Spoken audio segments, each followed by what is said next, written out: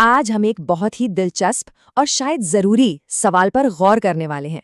वो ये कि टेक्नोलॉजी जो हमारे लिए इतनी ज़रूरी है, वो आखिर है क्या? क्या वो सफलता की सीढ़ी है या फिर तनाव की एक बड़ी वजह?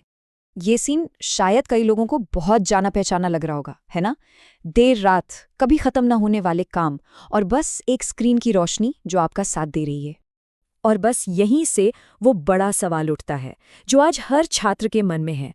ये जो टेक्नोलॉजी हमारे हाथ में है, क्या ये हमारा ध्यान लगाने में मदद कर रही है या फिर हम एक ऐसे जाल में खींच रही है जिससे निकलना मुश्किल है?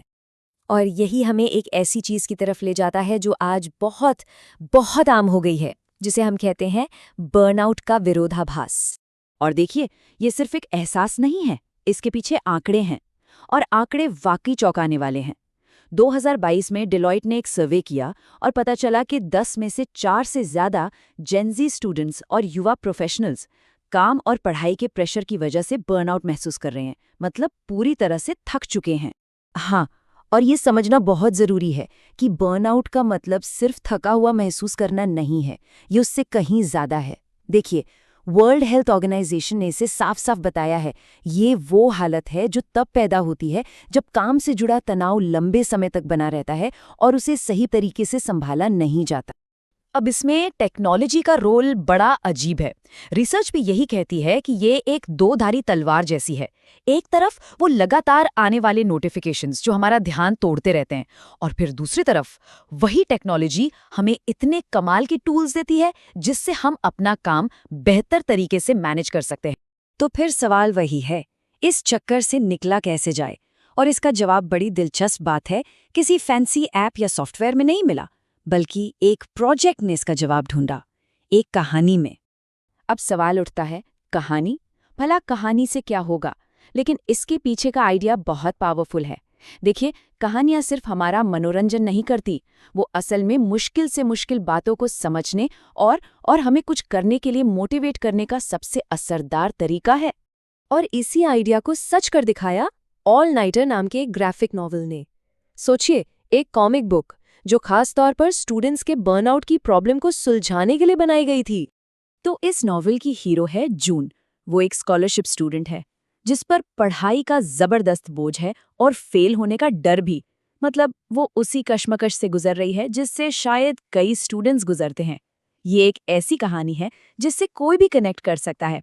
तो जून की कहानी में ऐसा क्या है जो उसे खास बनाता है? वो इस मुश्किल से बाहर कैसे निकलती है? असल में उसकी पूरी कहानी एक बहुत ही पावरफुल फिलॉसफी पर आधारित है। एक ऐसी फिलॉसफी जो असल बदलाव की नींव रखती है।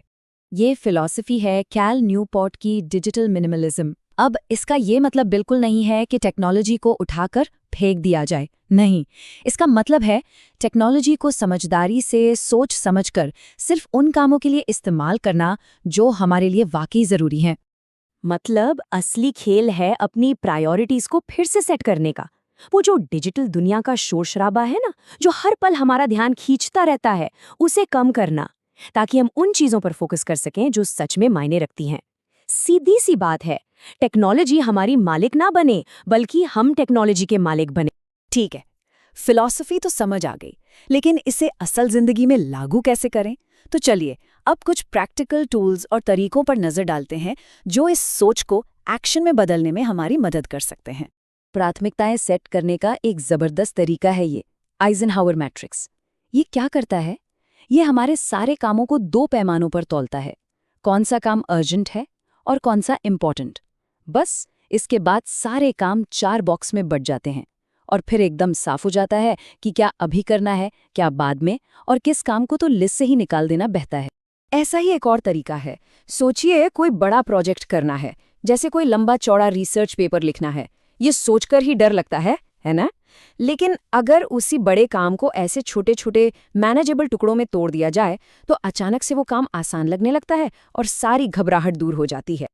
और फिर जब इन छोटे छोटे कामों को एक पूरे हफ्ते के शेड्यूल में फिट कर दिया जाता है तो तस्वीर एकदम क्लियर हो जाती है।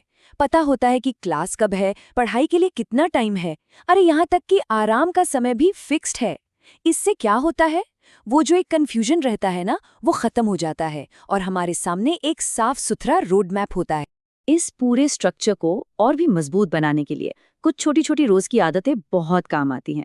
बहुत सिंपल चीजें हैं, जैसे सुबह उठते ही सबसे पहले फोन चेक ना करना, या फिर दिन का बस एक मेन गोल सेट करना, और हाँ, काम खत्म करने पर खुद को छोटा मोटा रिवॉर्ड देना।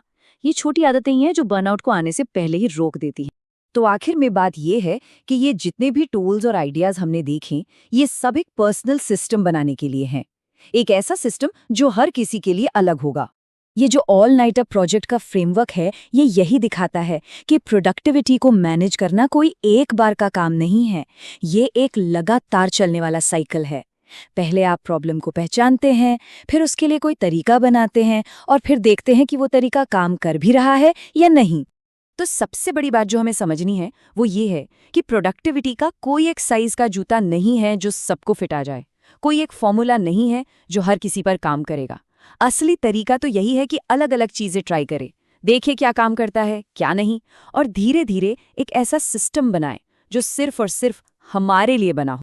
तो अब सवाल ये है कि अपनी प्रोडक्टिविटी की कहानी का पहला चैप्टर कैसे लिखा जाएगा? काम और जिंदगी के बीच वो बैलेंस बनाने की जो कहानी है, उसका पहला कदम क्या होगा?